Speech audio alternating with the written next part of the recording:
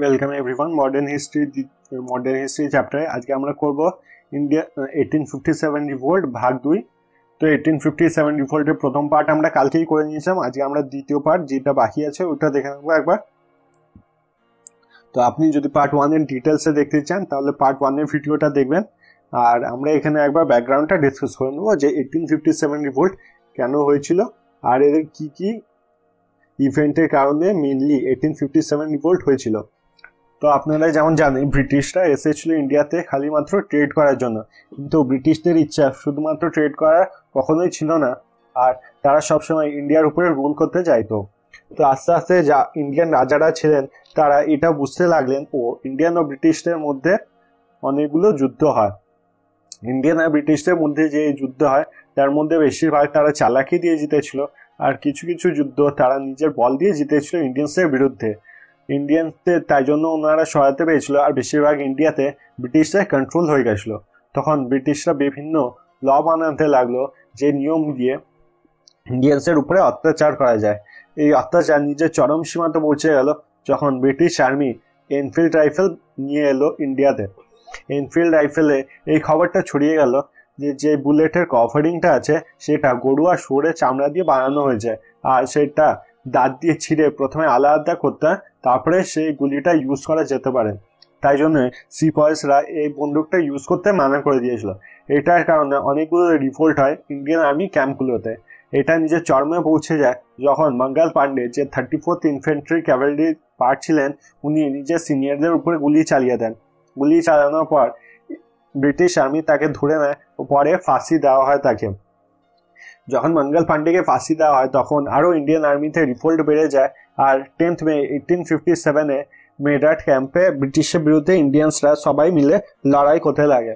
যখন ব্রিটিশদের বিরুদ্ধে এই লড়াইটা হয় ওখানে ব্রিটিশদের হারিয়ে দেওয়া হয়, আর ব্রিটিশের যে সোলজাররা ছিল তাদের মেরে দেওয়া হয়েছিল বা ছাদ থেকে ফেলে দেওয়া হয়েছিল। তখন যত ইন্ডিয়ান আর্মি সোলজাররা ছিল যাদের জেলে বন্ধ করে রাখা হয়েছিল তাদেরও তারা ফ্রি করে দিয়েছিল। তাদের ফ্রি করার পর তারা দিল্লি যাওয়া স্টার্ট করে দিয়েছিল। 11th মেতে তারা দিল্লি পৌঁছে গেছিল, আর 12th মেতে তারা দিল্লিকে জয় করে নিয়েছিল।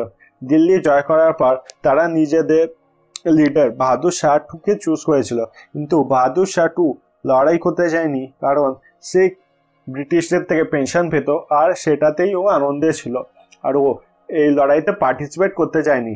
কিন্তু তাকে অনেক বলার পর সে নিজের আর্মি জেনারেল বরত খানকে বলল এই আর্মিকে লিড করার জন্য। এবার আমরা দেখে নেব যে বিভিন্ন ইন্ডিয়া পার্টসে কে কে লিডার ছিল আর কিসের জন্য এই যুদ্ধগুলো হয়েছিল।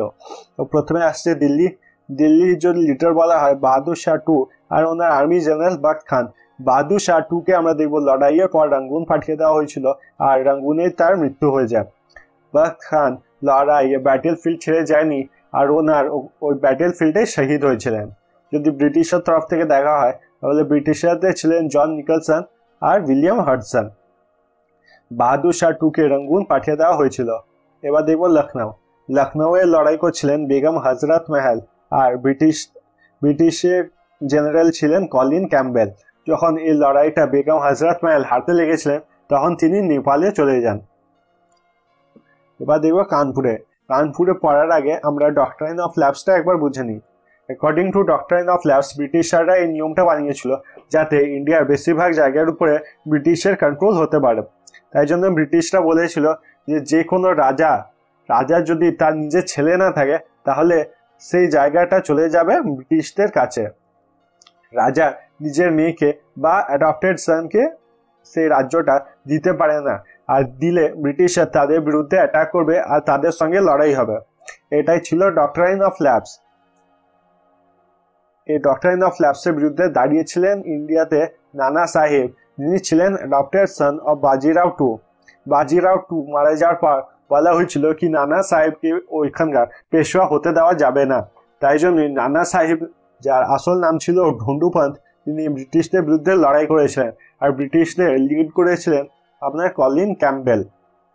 এই যুদ্ধে যখন নানা সাহেব প্রায় হেরে যায় তখন অনেক জায়গায় বলা হয় যে নানা সাহেব কোনো গ্রামে চলে যান আর ওখানেই তার মৃত্যু হয়।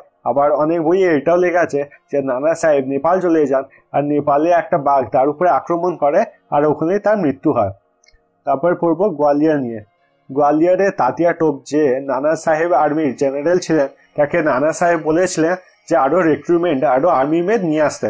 তাই জন্য তাতিয়া টোপ গেছিলেন মানসিং এর কাছে যাতে আরো সাপোর্ট পাওয়া যায়, কিন্তু মানসিং তাকে বিট্রে করেছিল আর ব্রিটিশদের পক্ষে লয়াল থেকেছিল। ব্রিটিশদেরও খবর দিয়ে দিয়েছিল যে তাতিয়া টোপ কোথায় আছে, আর ব্রিটিশদের সঙ্গে একটা রিলেশন বানিয়েছিল যে ব্রিটিশরা যেন তাকে সবসময় সাপোর্ট করে। নানা সাহেব আসল নাম ছিল রামচন্দ্র পান্ডুরাম। তো পরে ব্রিটিশরা তাতিয়া টোপকে ধরে নেয় আর তাকে ফাঁসি শাস্তি দেয়। তারপরে দেখবো ঝাঁসি নিয়ে। ঝাঁসি যেমন আপনারা জানেন ঝাঁসি কি রানী বীর রানী লক্ষ্মীবাই ওখানকার ছিলেন রানী লক্ষ্মীবাই। ওনারও ডক্টর অফ ল্যাবস দিয়ে প্রবলেম ছিল। ওনার যে বর ছিল গঙ্গাধর রাও তার মৃত্যু হয়ে গেছিল, কিন্তু তার মৃত্যুর আগে তাদের কোনো ছেলে হয়নি। এই জন্য সে সনকে অ্যাডপ্ট করেছিল দামোদর রাও, কিন্তু ডক্টরাইন অফ ল্যাবস অনুসারে ব্রিটিশরা এই নিয়ম বানিয়েছিল যে দামোদর রাও কখনোই ঝাঁসি পাবে না। এই জন্য রানী লক্ষ্মীবাই ব্রিটিশদের বিরুদ্ধে লড়েছিল, আর ব্রিটিশদের লিডার ছিলেন হিউ রোজ। হিউ রোজ যখন রানী লক্ষ্মীবাইয়ের সঙ্গে লড়াই করেন আর এই লড়াইয়ে বোঝাই যাচ্ছিল যে ব্রিটিশরা জিতে যাবে, তখন অনেকে বলেছিল রানী লক্ষ্মীবাইকে যে লড়াই থেকে সরে যেতে আর নিজের ছেলের খেয়াল রাখতে, কিন্তু রানী লক্ষ্মীবাই লড়াই থেকে সরে যাননি আর ব্যাটেল ফিল্ডে উনি নিজে প্রাণ দিয়েছিলেন। পরে হিউরো বলেন যে 1857 রিভোল্টে কোনো লিডার যদি ব্রেভ ছিল আর ব্রিটিশ আর্মিকে রিয়েল ভাবে চ্যালেঞ্জ করেছিল উনি একমাত্র রানী লক্ষ্মীবাই ছিলেন। এবার দেখবো বিহারে ছিলেন বাবু কুঁয়ার সিং। বাবু কুঁয়ার সিং একজন জমিদার ছিলেন, আর উনি খুব কম জমিদারের মধ্যে একজন ছিলেন যারা ব্রিটিশদের বিরুদ্ধে গেছিল। ব্রিটিশরা সবসময় মানি লেন্ডার বা জমিদার এদেরকে সাপোর্ট করতেন। এর কারণ যেমন আপনারা জানেন permanent settlement tax system. Permanent settlement tax system এক ধরনের ট্যাক্স সিস্টেম ছিল যেখানে জমিদাররা আপনাদের ফার্মার থেকে টাকা নিত আর সেই টাকার 1% নিজের কাছে রেখে ট্যাক্সের 1% নিজের কাছে রেখে বাকি ব্রিটিশারদের দিয়ে দিত। তো যদি আমরা মেনে নিই যে জমিদারদের ধরুন 10% লাভ থাকতো, তাহলে যদি ফার্মারদের থেকে 100 টাকা ট্যাক্স নেওয়া হয় তাহলে 10 টাকা জমিদারের কাছে থাকে আর 90 টাকা চলে যায় ব্রিটিশারদের কাছে। কিন্তু জমিদাররা কি করতো, ফার্মারদের উপরে বেশি করে টর্চার করতো যাতে তারা বেশি করে ট্যাক্স দেয়। ধরুন 100 টাকার জায়গায় 200 টাকা ফার্মারদের থেকে ট্যাক্স দিত, তাতে 10% অনুসারে জমিদারের লাভ হতো 20 টাকা আর ব্রিটিশারদের কাছে চলে আসতো 180 টাকা। তো ব্রিটিশারদেরও এটাতে লাভ হতো আর জমিদারের এটাতে লাভ হতো, একমাত্র কষ্ট পেত খালি ফার্মার্সরা। এই জন্য ব্রিটিশারদের কাছে যখনই ফার্মার্সরা কমপ্লেন করতে যেত যে জমিদাররা তার উপরে টর্চার করছে, ব্রিটিশরা কখনো তাদের শুনতো না আর জমিদারকেই সাপোর্ট করতো। এই জন্য যত জমিদার ছিল তারাও ব্রিটিশকে সাপোর্ট করতে লেগেছিল। কিন্তু এখানে বাবু কুঁয়ার সিং একটা জমিদার হয়েও নিজের ফার্মার্সদের কষ্ট বুঝতে পেরেছিল, নিজের গ্রামের লোকদের কষ্ট বুঝতে পেরেছিল, ও ব্রিটিশদের বিরুদ্ধে গেছিল। ব্রিটিশদের যে জেনারেল ছিলেন উনি ছিলেন উইলিয়াম টেলর। উইলিয়াম টেলর এই যুদ্ধে বাবু কুঁয়ার সিংকে হারিয়েছিলেন আর বিহারের উপরে আবার কন্ট্রোল করেছিলেন। এখানে এটা জেনে রাখা ইম্পর্টেন্ট যে বাবু কুঁয়ার সিং যে কন্ট্রোল করেছিলেন এটাতে ব্রিটিশের অনেক সময় লেগেছিল ও বেশিরভাগ জায়গা বাবু কুঁয়ার সিং নিজের কন্ট্রোলে রেখে নিয়েছিলেন ব্রিটিশারদের থেকে। তারপরে আমরা পড়বো বরেলি নিয়ে। বরেলিতে যদি দেখি তাহলে লিডার ছিলেন খান বাহাদুর খান, আর যদি রাজস্থানের লিডার দেখি তাহলে ছিলেন হরদয়াল সিং। উনি এলাহাবাদের লিডার ছিলেন লিয়াকত আলী। এলাহাবাদ নিজের কন্ট্রোলে আনার জন্য ব্রিটিশদের তরফ থেকে লড়াই করেছিলেন নীল। এবার দেখবো 1857 যে ফেলিয়ার হয়েছিল, মানে ইন্ডিয়া যে আবার নিজের রাজ্য ফিরে পায়নি, ওটার কারণ কি কি ছিল। প্রথম ছিল লিমিটেড স্প্রেড।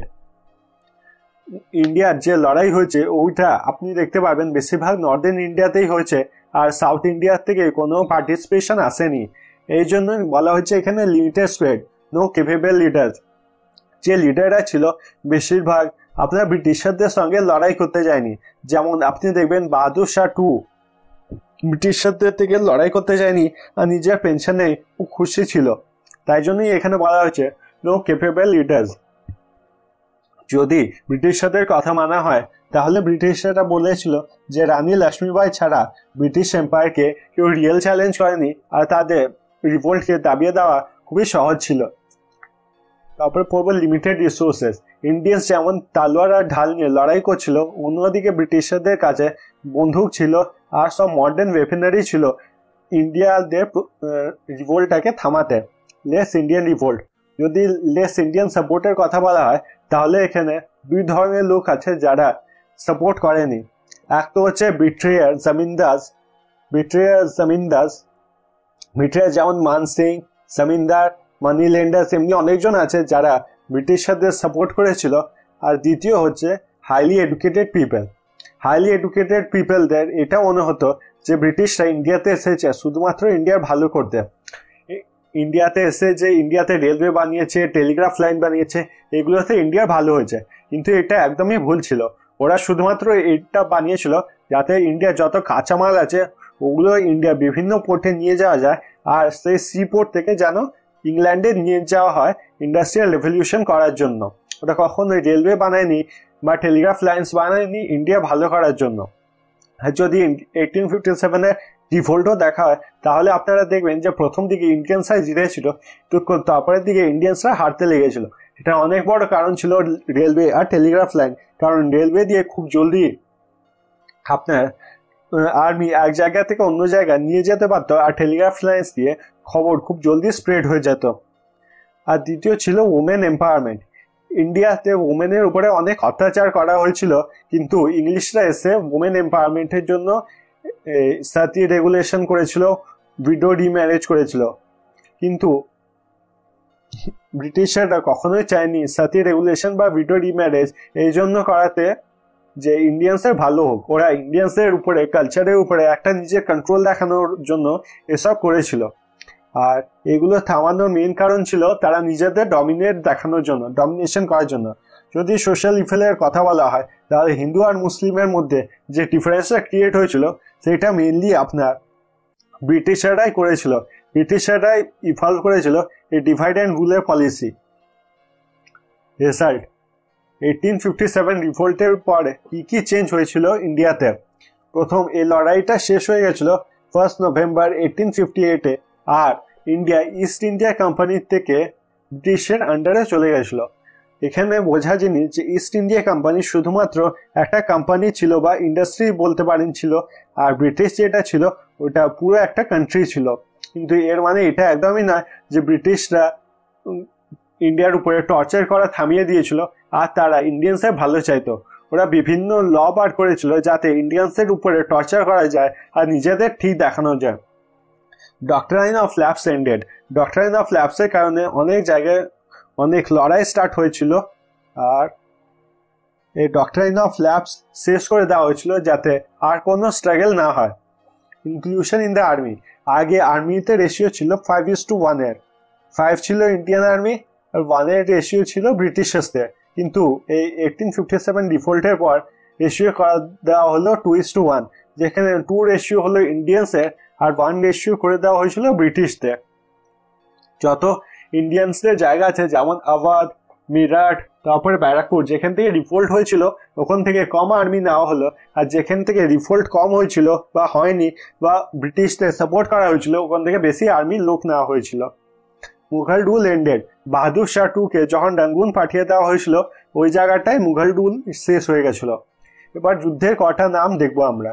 এই যুদ্ধকে 1857-এর রিভোল্টকে নানান লোক, নানান লেখক বিভিন্ন নামে ডেকেছেন। ওই নামগুলোই আমরা একবার দেখে নেব। এলি রিস বলেছে এখানে ওয়ার অ্যাগেন্স্ট ক্রিশ্চিয়ানিটি। তো ব্রিটিশরা ইস্ট ইন্ডিয়া কোম্পানি যেসব ইন্ডিয়ানসের উপরে টর্চার করতো, আনলফুল কাজ করতো, আমাদের দেশকে অ্যাজ আ ক্যাশ কাউ রেখে দিয়েছিল, ওগুলোর বিরুদ্ধে যে লড়াইটা হয়েছিল ওইটাকে শুধুমাত্র এলি রিস বলেছে এই লড়াইয়ে, এই অত্যাচারের বিরুদ্ধে কোনো লড়াই হয়নি, ক্রিশ্চিয়ানিটির বিরুদ্ধে লড়াই হয়েছিল। টিআর হোমস বলেছে it is a clash of civilization and barbarians. TR হোমসের নজরে সিভিলাইজেশন ব্রিটিশ ছিল আর বারবেরিয়ান্স ছিল ইন্ডিয়ান্স। তো civilization according to TR Holmes ওই লোকরা ছিল যারা নিজেদের দেশ থেকে অন্য দেশে এসেছে, অন্য দেশের লোকের উপরে অত্যাচার করেছে, তাদের খাওয়া দাওয়া বন্ধ করেছে, তাদের বেঁচে থাকার অসুবিধা করেছে, তাদের ফার্মার্সদের থেকে তাদের রাজাদের উপরে সবার উপরে অত্যাচার করেছে, আর নিজেদের দেশে ভালো করার জন্য অন্য দেশের ক্ষতি করেছে। নিজেদের দেশ যেটা বরফ দিয়ে ঢাকা একটা দেশ আর কোনো কাজের নয়, সেই দেশে ভালো করার জন্য যে অত্যাচার করেছে আর এই সব কিছু করেছে কারণ তাদের গায়ের চামড়া সাদা আর তারা অন্য গায়ের চামড়া যারা কালো বা ব্রাউন তাদেরকে নিচু ভাবতো, তাদেরকে according to their homes civilized বলা হয়েছে।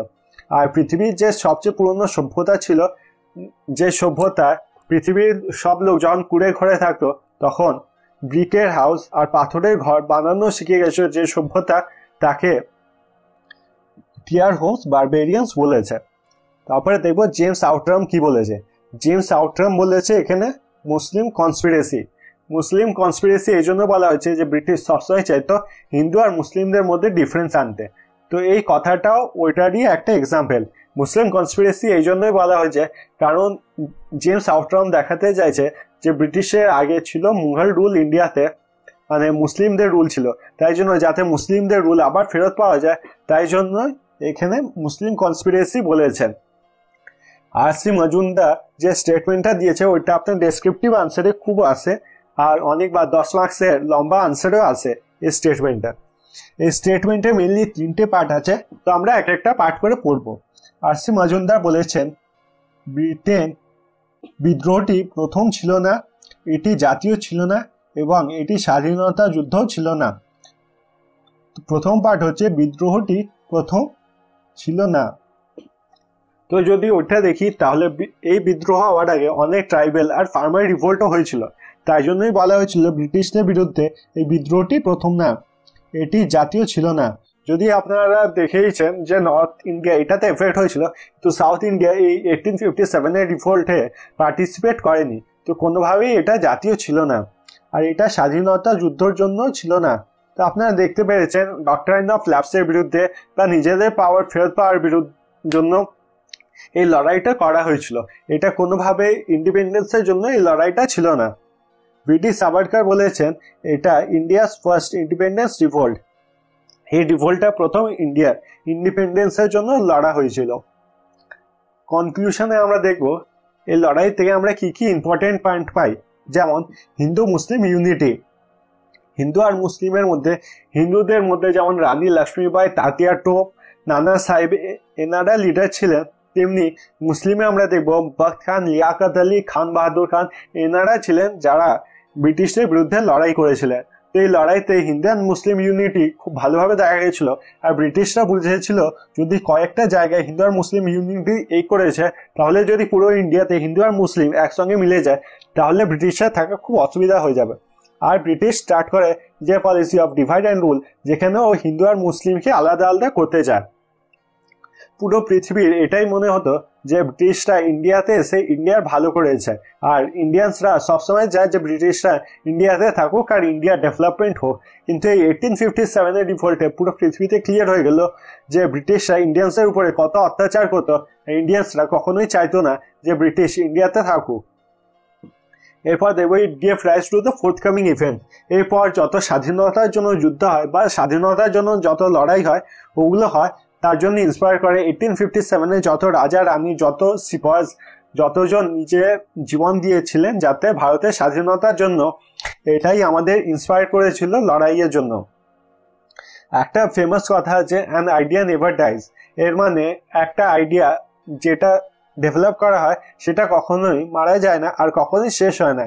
1857 যে রিভোল্টটা হয়েছিল ওটা একটা আইডিয়া বানিয়েছিল যে ইন্ডিয়া ইজ ফর ইন্ডিপেন্ডেন্স আর ব্রিটিশদের সরাতে হবে। এই আইডিয়াটাই চলতে থাকে 1947 অবধি, যতক্ষণ না ব্রিটিশদের ইন্ডিয়া থেকে সরিয়ে দেওয়া হয় আর ইন্ডিয়া ফেরত চলে আসে ইন্ডিয়ানসদের কাছে। তো আজকের জন্য এতটাই, আর যদি আপনার ভিডিওটা ভালো লেগে থাকে তো কাইন্ডলি লাইক করবেন।